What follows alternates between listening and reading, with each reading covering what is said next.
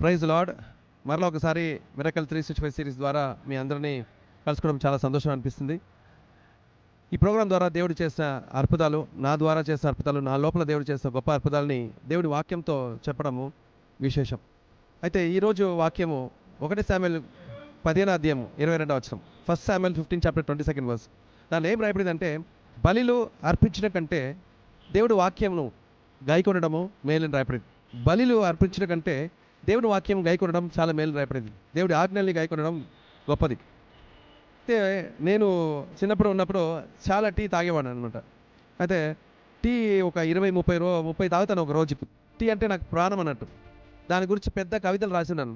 8 పేజీల కవితలు అన్నీ కూడా రాసి ఉన్నాను. దాంట్లో యాక్చువల్ తమిళ్ కవిత, అది తెలుగులో చెప్పలేము. కానీ చనిపోయినప్పుడు కూడా చాయ్ నా మట్టిలో నువ్వు కలవాలి, నా ప్రాణంలో నువ్వు కలవాలి, నా నాలుకలో నీ కలవాలి.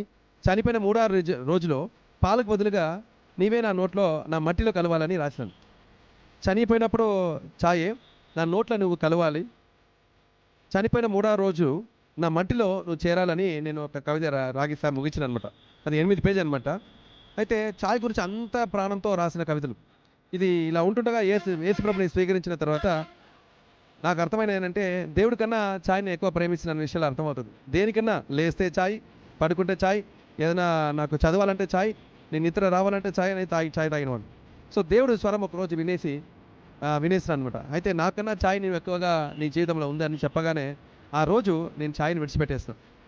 ఇంత ప్రాణంగా ఉన్న ఛాయ్ని ఒకటే క్షణంలో విడిచిపెట్టేస్తాను అనమాట. ఆ రోజు నుంచి ఇప్పటివరకు నేను ఛాయ్ తాగట్లేదు. అయితే దీనివల్ల ఏం జరిగింది? అద్భుతమైన ఒక ద్వారము తెరవబడింది. మిరాకల్స్ ఒక నార్మల్ లైఫ్ స్టైల్గా మారింది. దేవుడికి విధేయత చేయడం చాలా ముప్పటం. ఆయన ఆజ్ఞల్ని పాటించడము చాలా గొప్పది. మనం ఎంత బలి అర్పించినా కానీ, whatever sacrifice we do, ఎంత మీరు డబ్బులు దేవుడికి కానుకలు ఇచ్చినా కన్నా దేవుడు మాటలు గాయకొనడం చాలా గొప్పదనమాట. అయితే దీని ద్వారా ఎన్నో అద్భుతాలు జరిగింది. నేను ఒక చిన్న అద్భుతాలు చెప్పాలనుకున్నాను. అదేంటంటే, ఇక్కడ మనం బేకరీలో ఉన్నట్టు నేను ఒక రోజు చాలా ఆకలి వచ్చిందనమాట. పొద్దు నుంచి సాయంత్రం దాకా పని చేస్తుండగా చాలా ఆకలి వచ్చింది. ఆకలి వచ్చినప్పటికీ అన్నం అది ఏదైనా కొనుక్కోవాలని అనుకున్నాను. పర్సులో ఓపెన్ చేసి చూస్తే ఎగ్జాక్ట్గా ఆల్మోస్ట్ 10 రూపీస్ ప్లస్ ఒక 2 రూపీస్ కాయిన్ తప్ప మరి ఏం లేదనమాట. డోలర్ చూస్తున్నాను, 10 రూపాయలు తప్ప ఏం లేదు. అయితే ఏం జరిగిందంటే, ఒక బేకరీ దగ్గర వెళ్ళాను. సరే ఒక ఎగ్ పఫ్స్ తింటామని చెప్పేసి పఫ్స్కి ఆర్డర్ చేశాను. ఆర్డర్ తినేసాను అనమాట. తినేసిన తర్వాత అక్కడ వచ్చి చూసినప్పుడు జస్ట్ 10 రూపాయలు కానీ ఈ కౌంటర్లో ఇచ్చిన తర్వాత వాళ్ళు ఏం చేశారు, తీసుకోవట్లేదు అదనమాట. సార్ ఆల్రెడీ మీరు డబ్బులు ఇచ్చారంటున్నాడు. సార్ నేను ఇప్పుడే సార్ డబ్బులు ఇస్తున్నాను, నా దగ్గర ఉన్నది 10 రూపాయలు ఇప్పుడే ఇచ్చినా. లేదు సార్ ఆల్రెడీ మీరు ఇచ్చారు అని చెప్తున్నాను. లేదు సార్ నేను ఇప్పుడే ఇస్తున్నాను, నేను ఎన్నిసార్లు చెప్పినా అలా చెప్పాను అనమాట. అయితే లాస్ట్కి ఆయన ఏం చేసిండు, గల్లా ఓపెన్ చేసి చూడండి సార్, మీరు ఇచ్చిన 10 రూపాయలు నా గల్లా ఎంటీగానే ఉంది, ఇంతకుముందు మీరు ఇచ్చిన 10 రూపాయలు ఉంది చూడండి అన్నట్టు చెప్పారనమాట. అయితే నా చేతిలో ఉన్న 10 రూపాయలు ఏంటిది అర్థం కాక, దేవుడు ఏదో మేలు చేశారని చెప్పేసి ఆ 10 రూపాయలు ఇచ్చేసి రెండోది పఫ్స్ తీసుకొని కంప్లీట్గా నేను తిన్నాను అనమాట. యాక్చువల్లీ చాలా ఆకలి వచ్చింది. నేను ఇంకొక పఫ్స్ ఉంటే బాగుంటుంది అనుకున్నాను, ఇంకో పఫ్స్ తినిపిస్తే బాగుంటుంది కదా అన్నట్టు అనిపించింది అనమాట. అదే సమయంలో ఈ అద్భుతం కూడా జరిగింది.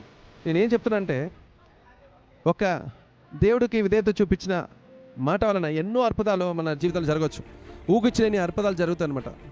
100 పైన అద్భుతాలు, ఇలాంటి అద్భుతాలు ఉంటాయి. కానీ ఈ యొక్క అద్భుతము విశేషంగా నేను ఇక్కడ బేకరీలో ఉన్నాను కాబట్టి మీకు చెప్తున్నాను. దేవుడు ఖచ్చితంగా మీ జీవితంలో కూడా అటువంటి అద్భుతాలు చేయాలని, దేవుడి ఆజ్ఞలను మీరు ముఖ్యత్వం ఇచ్చేసి, చాలా ఇంపార్టెన్స్ ఇచ్చేసి దానిని పాటించాలని నా కోరిక. God bless you all.